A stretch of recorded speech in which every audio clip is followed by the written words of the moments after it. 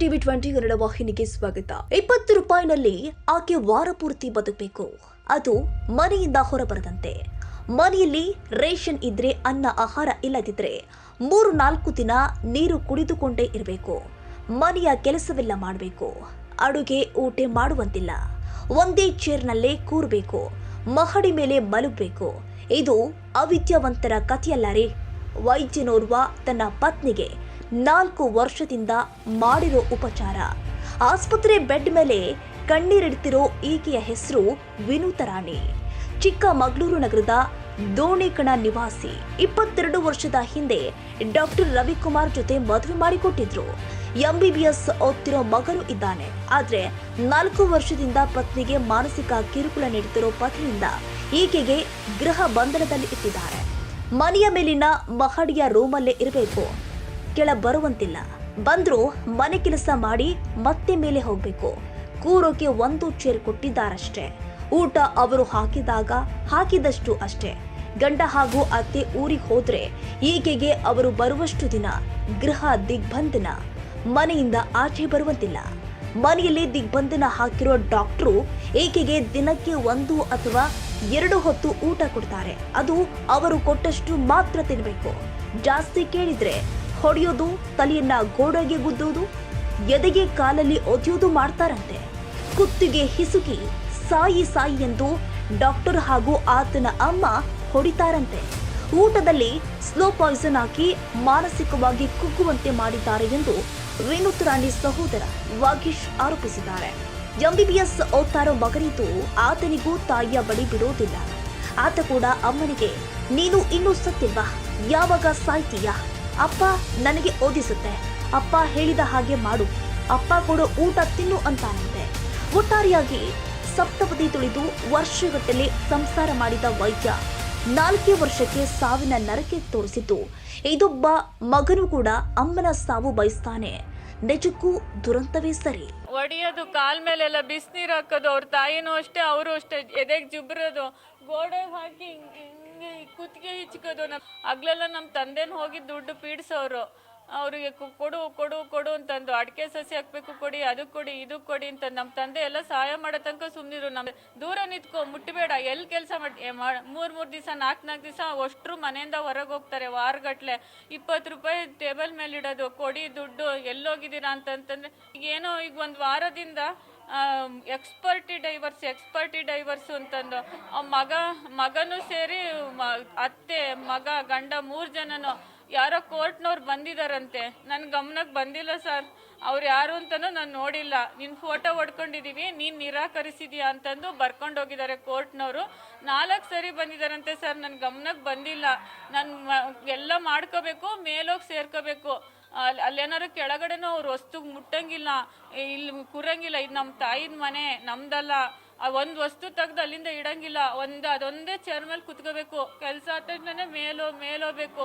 ಲೆಟ್ರಿನೆಲ್ಲ ಒಡ್ಸೋದು, menopause ಆಗಿದೆ, ಆಮೇಲೆ ಇದು ಮಾಡಿದರೆ ನೀರು ಕನೆಕ್ಷನ್ ತೆಗ್ಸೋದು, ಆಮೇಲೆ ಸ್ನಾನ ಮಾಡೋಕ್ಕೆಲ್ಲ ವ್ಯವಸ್ಥೆ ಮಾಡಿಕೊಡಿ ಅಂತಂತಂದರೆ ಎಲ್ಲ ಹಿಂಸೆ ಅಂದರೆ ಹಿಂಸೆ ಕೊಡೋದು ನನಗೆ. ನಮ್ಮ ತಂದೆ ಇಲ್ಲ, ಕೈ ಬಿಡಬೇಡಿ, ನನ್ನನ್ನು ಕೈ ಬಿಡಬೇಡಿ ಅಂತಂತಾನೆ. ಆಮೇಲೆ ನಾನು ಬನ್ನಿ ತೋರಿಸಿದ್ರೆ ಈಗ 1 ವರ್ಷದ ಕೆಳಗಡೆ ಅಷ್ಟೇ ಆಸ್ಪತ್ರೆಗೆ ತೋರಿಸ್ಬಿಟ್ಟು ಸುಮ್ಮನಾಗಿ ಏನೂ ಕೊಡ್ತಿರ್ಲಿಲ್ಲ. ನಾವು ತಗೊಳ್ಳೋ ಟ್ಯಾಬ್ಲೆಟ್ ತಗೊಂಡ್ರೆ ಅಷ್ಟೇ, ಎಲ್ಲೂ ತೋರಿಸಲ್ಲ, ಎಲ್ಲೂ ಮಾಡಲ್ಲ. ನಾನೇ ಡಾಕ್ಟ್ರು, ನಾನು ಹೇಳ್ದಂಗೆ ಕೇಳಬೇಕು ಅಂತ ಇದು ಹಿಂಸೆ ಕೊಡೋದು. 4 ವರ್ಷದಿಂದನೂ ನಮ್ಮ ತಂದೆ ಸತ್ತು, ನಮ್ಮ ಮಾವ ಸತ್ತಾಗಿಂದನೂ ಅವ್ರ ತಾಯಿ ಜೊತೆ ಮಲ್ಕೊಳೋರು. ಆ ರೂಮಲ್ಲಿ ನಿಂತ್ಕೋಬೇಕು ನಾನು. ಭಿಕ್ಷುಕರು ಥರ ಊಟ ಕೊಡಿ, ಅಲ್ಲಿ ಚೀಟಿ ಬರೀ ಟೇಬಲ್ ಮೇಲೆ, ಅಲ್ಲಿ ಬರೀ ಅನ್ನೋದು. ಬರ್ದೆಲ್ಲ ಕೊಟ್ಟರೆ 3 ತಿಂಗಳಿಗೋ 4 ತಿಂಗಳಿಗೋ ಇಷ್ಟಿಷ್ಟೇ ಕೊಡೋದು. ಮೆನೋಪಾಸ್ ಆಗಿದೆ, ತಂದುಕೊಡಿ ಹಣ್ಣು ಎಲ್ಲ ಡಾಕ್ಟ್ರು ಹೇಳ್ತಾ ಇದ್ದಾರೆ ಅಂತಂದರೆ ದೂರ ನಿಂತ್ಕೊ, ಮಾತಾಡ್ಕೊಡ್ದು, ಬಾರಿಸ್ಬಿಡ್ತೀನಿ ಅಂತಂದು ಕಾಲಲ್ಲಿ ಎದೆ ಹೊಡಿಯೋದು. ಇಷ್ಟಿಷ್ಟೇ ಊಟ ಕೊಡೋದು.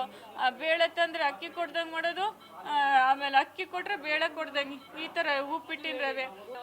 ಹೊರಗಡೆ ಹೋದಾಗದೆಲ್ಲ 2 ದಿನ ಕೂಡಾಕ್ಬಿಡೋರು. ಹೊರಗಡೆ ಬರೋಂಗಿಲ್ಲ. ಅವ್ರು ಬರೋವರೆಗೂ ನಾನು ಒಳಗಡೆನೇ ಇರಬೇಕು. ಹಿಂಗೆ ಮಾಡೋದು, ಗೋಡೆಗೆ ಹಾಕಿ ಬಿಡಿ ರವಿ ಬೇಡ, ಬಿಡಿ, ನಿಮ್ಮ ತಂದೆ ತಾಯಿ ಮೇಲೆ ಹಣೆ ಬಿಡಿ ಅಂತಂದ್ರು ಹಾಕಿ ಹಿಂಗೆ ಕುತ್ತಿಗೆ ಚಿಕ್ಕ ಹಿಂಸೆ ಕೊಡ್ತಾರೆ.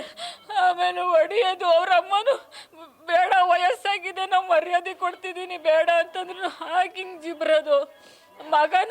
ಮಗನು ಅವ್ರು ಓದಿಸ್ತಿದ್ದಾರೆ ಅಂತ ಅವ್ರ ಜೊತೆಗೆ ಶಾಮೀಲಾಗ್ಬಿಟ್ಟಿದ್ದಾನೆ. ನೀವು ಓದಿಸ್ತೀರಾ ಬರ್ತೀರಾ?